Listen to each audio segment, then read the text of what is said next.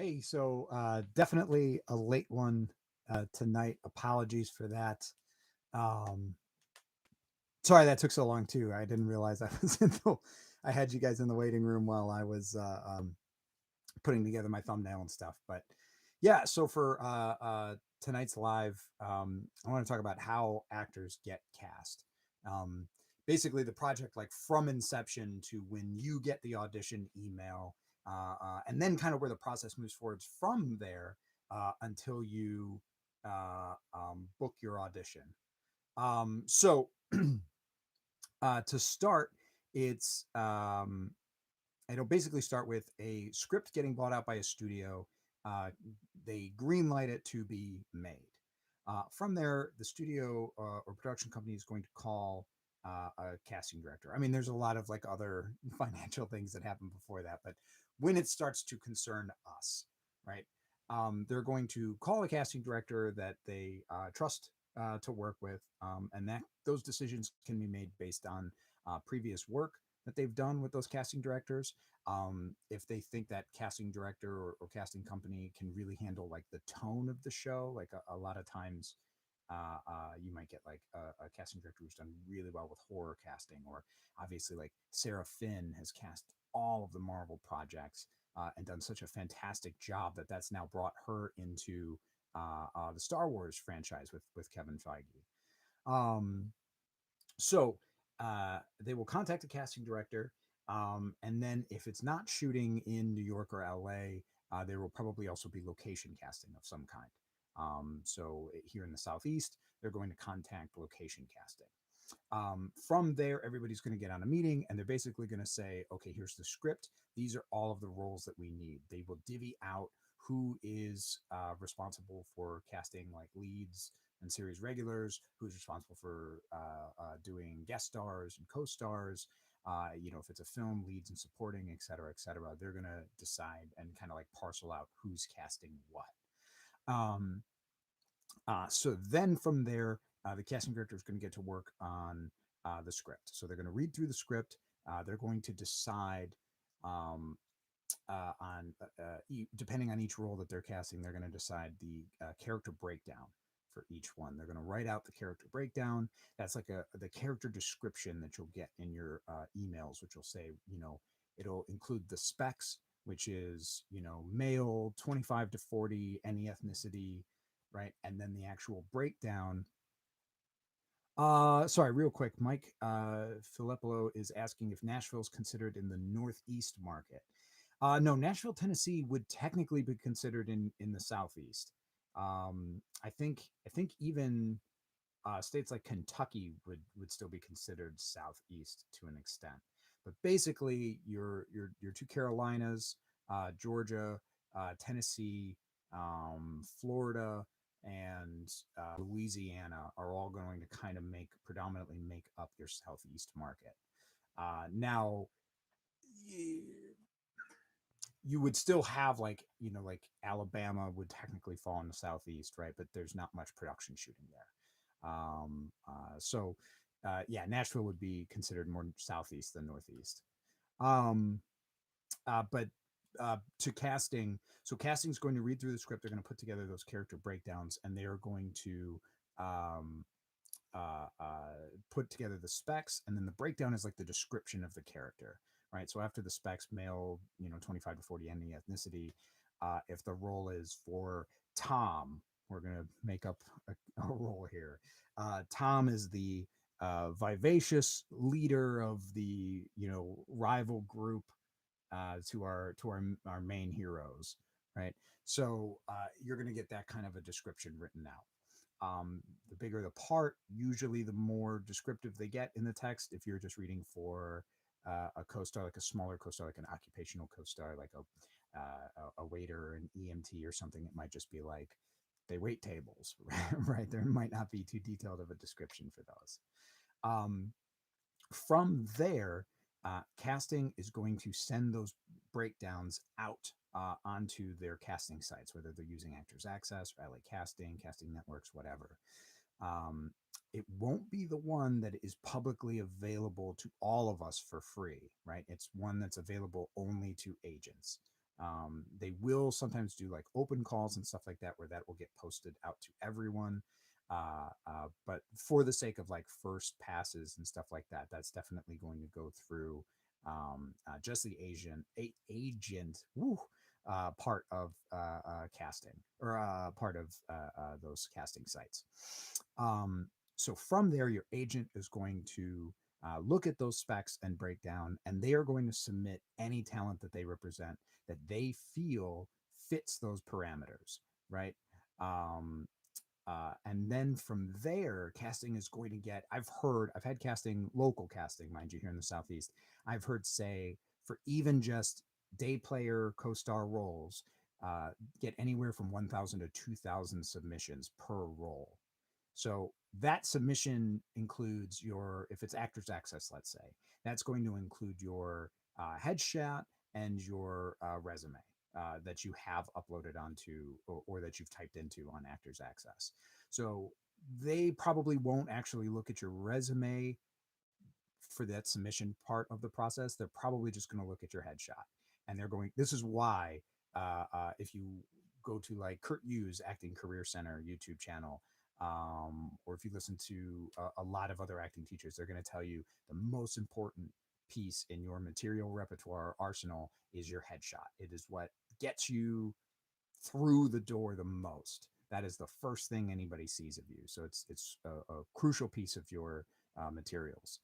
Um, so based on your headshots, and if casting knows you, right, if they're comfortable with you, if they have seen your work before, they might ask you to audition then out of those submissions. Now, out of those 1 to 2,000 submissions that agents have sent to casting, depending on the amount of time casting has, depending on the size of the role or project, um, they might select anywhere from only 30 people to maybe up to 100 people to audition. But I've really heard it caps usually at 50 or 60. Now, like I said, that varies. There's no like universal hard numbers to it, but this is why you should not base your success on the number of bookings you get, because bookings are going to be out of your control, right?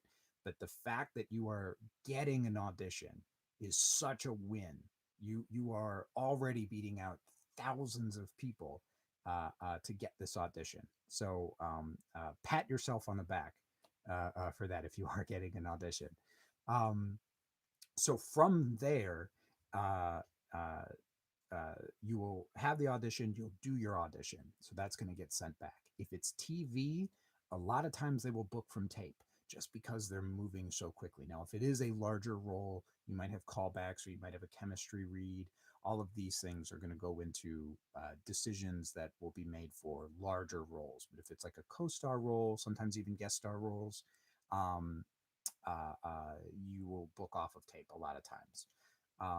If it's film, they have a little bit more time in their pre-production planning and stuff, so they like to have callbacks. Commercials, because of the client, almost always have callbacks. Um, Out of those 30 to 50 or 60 auditions that they're going to get, casting is maybe only going to send on anywhere from 3 to 10 of those tapes onto production, and then production is going to ask from there if you want to if they want to have you back in for a callback, or if it's TV, they'll send down those 3 to 5, and production will make their decision from those 3 to 5 down to that one.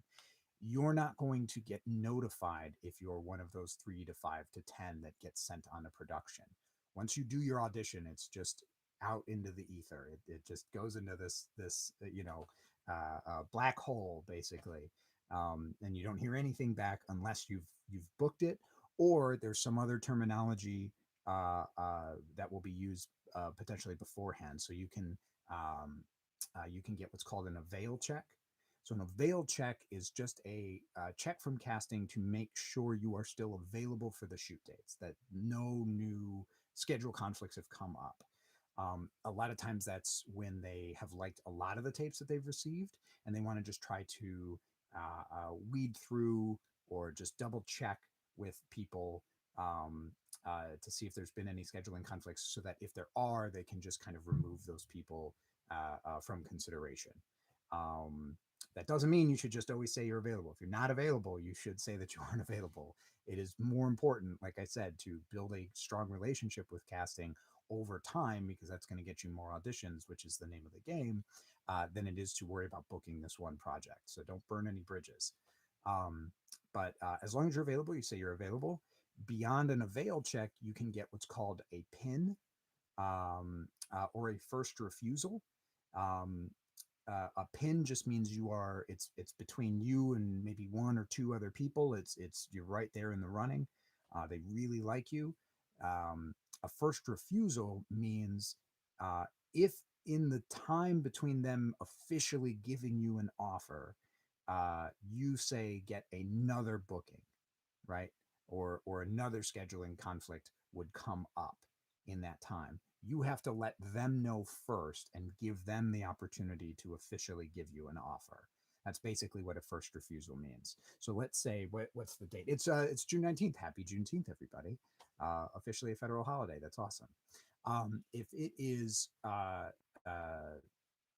let's say the shoot dates are the 22nd to the 24th, right? So they're going to send you a first refusal for those dates. If in the meantime, from when they've sent that first refusal, you book another job, or you get an offer for another job, I should say, that would shoot on, say, the 23rd, you have to let them know and give them the opportunity to offer you or give you an official offer for the role. That's what happens when you get a first refusal. Um, there are varying reasons for that. The one that I've heard, I could be wrong about this, but the one that I've heard was, because once they give you an offer, they're required to pay you. I could be wrong on that though. So they're hesitant to do that. Or I've also heard they have to, it still has to go through a couple of decision makers and stuff before they can officially offer you something. But they at least want to let you know that they are interested and they don't want to lose you, is the main idea. Um, Beyond that, you will get an offer. It will be sent to your agent. Your agent should then send it to you. So that's kind of the process from its start of a project going into the casting process to you getting cast or getting booked. Um, uh, uh, but there are those other like terminologies or languages that could be used in between. Again, why you book or don't book, there are so many arbitrary reasons for it that are out of your control. I highly advise you guys to um, base your success off of your auditions, um, and the quality of your auditions too. Right, that's going to be a better barometer or measurement for how well you're doing, um, than worrying about bookings. So let's see questions. Hi, Maya does acting. Mike says he's 56, been accepted into an agency, wondering if upon working in Nashville, is it possible that I might have opportunities in Los Angeles down the road? Yeah, so Mike, if you're still here, uh, yeah, that's first of all, congratulations. That's great. If your agency is in Nashville, that shouldn't be any real conflict with potentially getting an LA agent. So in your contract, it should say if your agency has exclusivity or not, and if so, to what area or region. So my agency in the Southeast has exclusivity for the Southeast. But if you were to get an LA agency, they might only be exclusive West Coast, right? Or a lot of them try to be exclusive nationally. So if you wanted to keep your Nashville agent while getting an LA agent, that would be a conversation you'd have to have with the LA agent when you're submitting. As far as like, if the question is more, can you build enough credits in the Southeast market to get an LA agent or work in LA eventually? Yeah, I know some people who have definitely done that. I know some people who've gone right out to LA. Um, a reality is both markets are extremely competitive, and it does take time to build those credits. But a positive thing is, you mentioned that you're 56. In that age range, you're not going to have as much competition as, say, like the 20 to 30 age range. So you're going to be a type or a look that is going to stand out more, right? It's going to give you an advantage when they're looking for someone in your age range. Um, they're not going to have as many options. When I mentioned like getting 1 to 2,000 submissions for some projects or for some roles in your age group, they might just get 100 submissions, and they're still going to be asking 30 to 50 people to audition. So you're increasing your chances of auditioning, which is increasing your chances of being booked. So yeah, it's definitely doable. Uh, I wish you the best, man. Definitely keep me updated. Um, for whoever's here, if you guys have any other questions about the casting process, please let me know. Otherwise, I am going to wrap up this live for Script Tips for Actors. Thank you guys very much for joining. Apologies that it's had to be live shows these past couple of weeks. It's gotten really busy with auditions, which is a good thing. But it has made it difficult to find time to like sit down, record, edit, and put these videos together. I actually just booked a project, so I will be filming next week. So next week might have to be another live video as well, which again is a good thing. But from there, I do have some episodes that I want to, or topics that I want to write about uh, um, and do formally with like filming and editing and stuff. One of them is how to create and edit your reel. So hopefully that's something that you guys want to learn about. Um, if you have any topics that you would like me to cover, please go ahead and comment below, because I would love to make sure to make videos that you guys are on topics that you guys are interested in listening to, and answering questions that are helpful for you guys. Um, Beyond that, I just started my mailing address as well.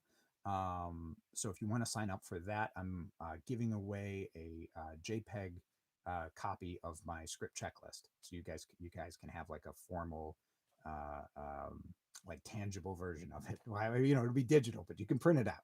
You get what I'm saying? um, let's see, Mike, you're so thank you for answering my questions. Oh, absolutely, man. Yeah, best of luck, man. I look forward to seeing you on screen. Okay, cool. Well, I am gonna wrap this up then. Thank you so much for joining. Have a great rest of your weekend, and I will see you guys next week. Take care.